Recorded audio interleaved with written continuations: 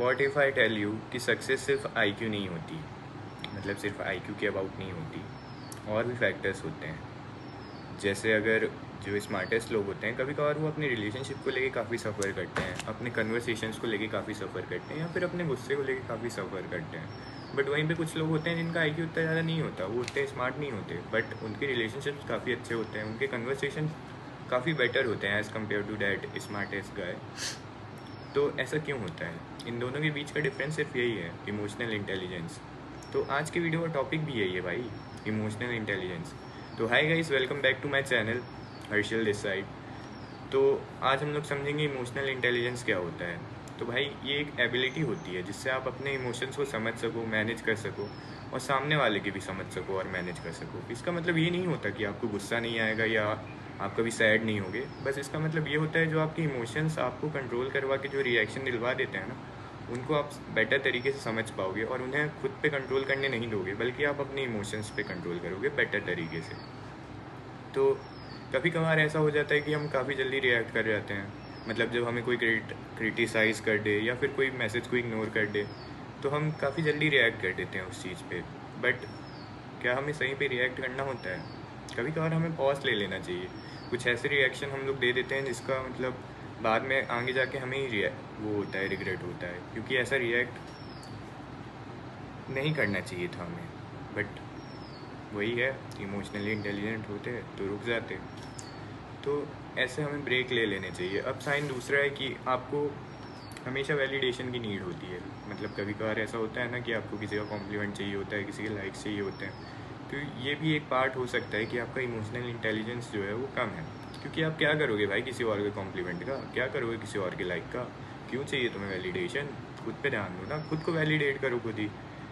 तो इसीलिए, क्योंकि इस चक्कर में हम लोग दूसरों को खुश करने जाते हैं और अक्सर नाखुश रह जाते हैं, क्योंकि भाई तुम एक ही इंसान को खुश कर सकते हो और वो हो तुम खुद, और किसी को तुम खुश नहीं कर सकते कभी भी, क्योंकि इंसान एक ऐसा प्राणी है जिसकी खुशियाँ मतलब कभी ख़त्म नहीं होती, खुशियाँ ख़त्म नहीं होती, जिसकी लालच कभी ख़त्म नहीं होती। तो इसलिए खुद पे ध्यान दो भाई, खुद को खुश करना सीखो, खुद को वैलिडेट करो। तो इमोशनल इंटेलिजेंस को बढ़ाएं कैसे, मतलब बनाएं कैसे? बढ़ाए तो मतलब बढ़ाने के लिए पहले बनानी तो पड़ेगी ना। तो बात यही, रिएक्ट मत करा करो भाई जल्दी, आराम से वेट करो, थोड़ा 10-15 सेकंड का वेट कर लो। कभी कभार ऐसे अपनी रिलेशनशिप्स को बचा सकते हो तुम, कि लड़ाई वड़ाई हो गई किसी से तो मतलब तुरंत रिएक्ट कर दिया तो फिर बाद में आगे जाके रिग्रेट ही होता है ना मोस्ट ऑफ द टाइम।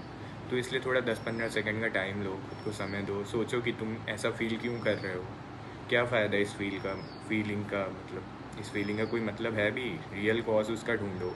कभी कभार ऐसा होता है कि हम लोग किसी और का गुस्सा किसी और पे उतार देते हैं, तो ऐसा हो जाता है क्योंकि हम लोग के इमोशंस जो होते हैं वो हमारे कंट्रोल में नहीं होते, हम उनके कंट्रोल में होते हैं। तो इसीलिए हमेशा जो भी आप रिएक्ट कर रहे हो उसके बारे में एक बार 10-15 सेकंड रुको, सोचो कि आप अगर ऐसा रिएक्शन दोगे तो उसका रिज़ल्ट क्या आएगा, वो रिज़ल्ट इस चीज़ को बेटर बनाएगा भी कि नहीं बनाएगा।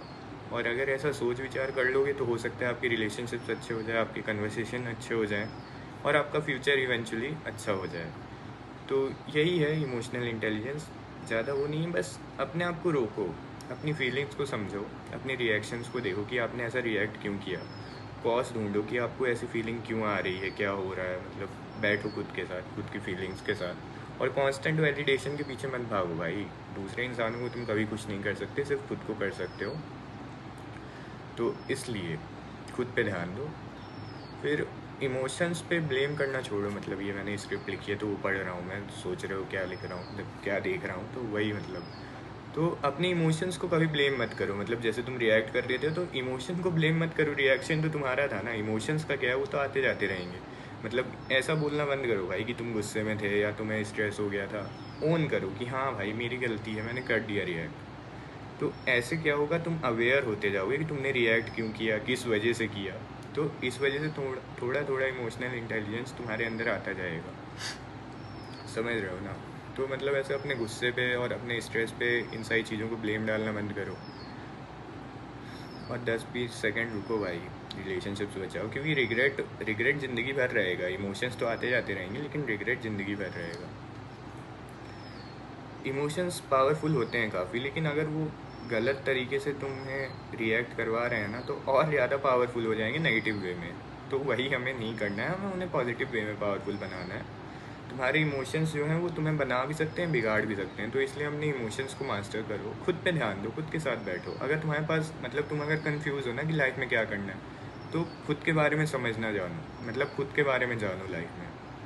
बाकी चीज़ें तो होती रहेंगी, पहले खुद को तो जान लो, फिर दूसरों को जान पाओगे, या फिर कुछ और जानना हो तो बात अलग है, पर पहले खुद को जान लो। तो आज की वीडियो में इतना ही। इमोशनली इंटेलिजेंस वैसे काफ़ी बड़ा टॉपिक है, मैंने काफ़ी शॉर्ट में बता दिया है, बट हाँ मेन अगर इसका समरी देखा जाए तो यही है भाई, अगर किसी भी चीज़ पे रिएक्शन देना है ना तुम्हें, तो थोड़ा 10-15 सेकंड रुको और सोचो उस बारे में कि अगर ये रिएक्शन तुम दोगे, मतलब रिजल्ट के बारे में देखो। हर बार ऐसे तुरंत रिएक्ट करने से कुछ नहीं होने वाला, बस रिग्रेट ही होने वाला है। तो इसलिए 10-15 सेकंड रुको, बाद में रिएक्ट करो। कोई टाइम ज़्यादा लग नहीं रहा है, रिलेशनशिप और कन्वर्सेशन काफ़ी कुछ अच्छा हो जाए, तुम्हारा फ्यूचर अच्छा हो रहा है भाई। और खुद को समझो, खुद के बारे में समझो, खुद की फीलिंग्स के साथ बैठो। तो आज की वीडियो में इतना ही, बाकी see you in the next one, ऐसे इंग्लिश में बोल देता हूँ मैं। अगली वीडियो में मिलता हूँ मैं आपको। आज के लिए बाय, गुड नाइट।